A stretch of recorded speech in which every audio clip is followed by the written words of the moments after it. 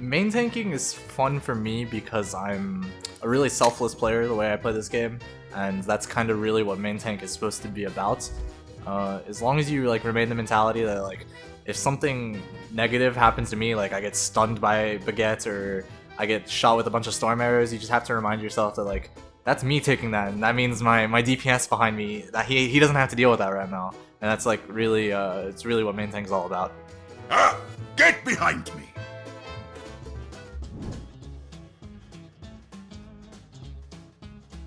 Winston is actually just pretty awful because of how strong Hanzo is. To play Winston in the current patch with Hanzo being super overtuned and Brigitte in the game, you have to really, kind of similar to the way that people played on the Stage 1 patch, you have to make sure that your jump is utilized more to disengage than to engage.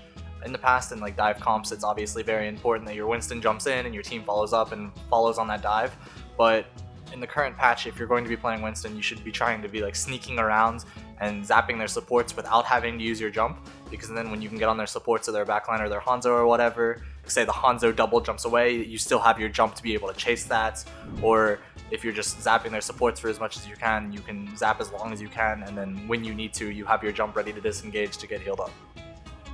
Mostly you should be going for like their squishies like in the past, but if you start zapping their Mercy and she gets E'd, you have to like instantly switch target focus, because Winston, the way or armor in the game in general works, it's really strong against Winston because it denies less damage for every tick of damage you do. So it's really important that you aren't like trying to zap armor as much as you can, because you honestly just might as well be healing them at that point. So if someone gets Brigitte's E or they have armor, it's like really important to make sure that you're switching targets. So I kind of steer clear of that hero just because he's really bad. I'm on a roll. Orisa, she's kind of weak as well because you just get run over really easily. She's still good on maps like, you know, Well or Sanctum where there's like death pits. Thank you for your compliance. If there isn't a death pit, she probably isn't very good. And that's just because Hanzo's E Hanzo crushes shields so fast. And Orisa, she honestly just can't put up with that shielding, like that shield break, it's just too much for her. I mean, if you're an Orisa one trick, you just have to abuse the fact that verticality makes the game a lot harder for enemy teams. You can kind of set up on as high as you can, and if the Ryan tries to run at you, which is something that's kind of scary as Orisa, you can, you know, suck like over an edge or something and pull him back down to the low ground. Not so fast. Like, it's not going to really kill people, but you have to think of the game in like a matter of just like seconds, and like the amount of time that sucking Ryan off the low ground or the high ground and putting him back on the low ground, that gives you just so much time, and that's what really matters in the game at the end of the day. It's just objectives. But other than that, you kind of are really just a Ryan bot on the current patch.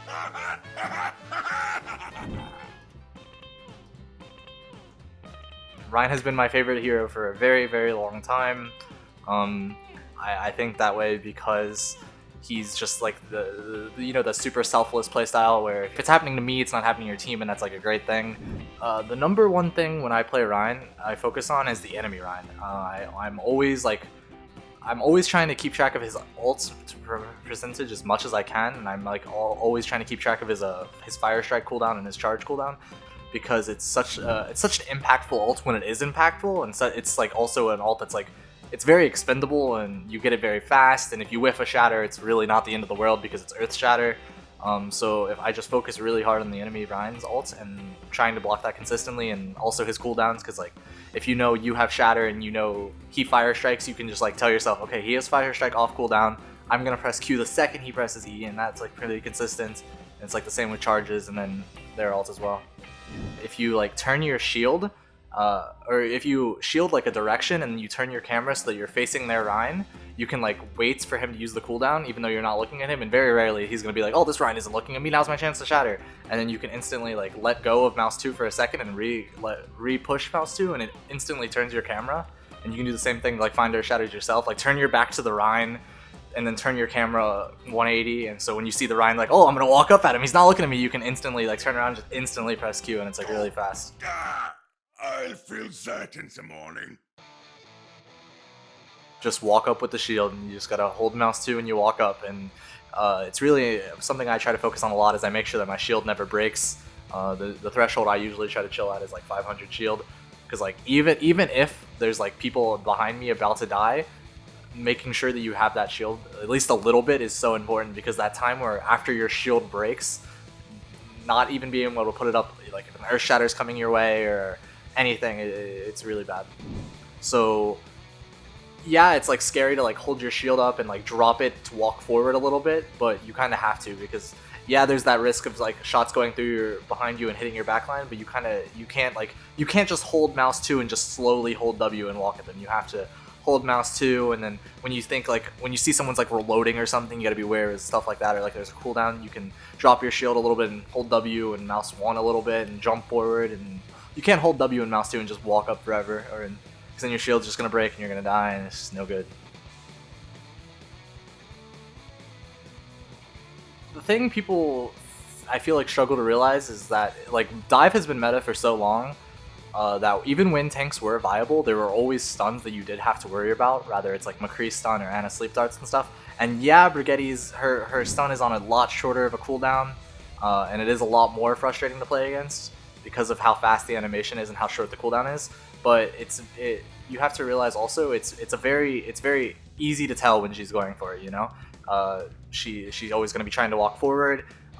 You can if you just space yourself just enough so that she can't bash you when she uses her mouse 2 plus mouse 1, it makes it really hard for her, because you're very vulnerable, because that's her only movement ability. So if you're able to like back up right before she bashes, you can just go literally right back into her and just hold mouse 1, and it's like a really easy kill. Reinhardt's left shift is the worst ability in the game. Really don't use it. There's like times where you can, but you should probably refrain from doing it. For the most part, it's just a bad ability. Too much to displace you, too much CC in the game. Short pins are okay, but most of the time it just puts you out of position and leaves you so vulnerable. Blitz Esports releases new videos every week. Subscribe and hit the bell so you don't miss out.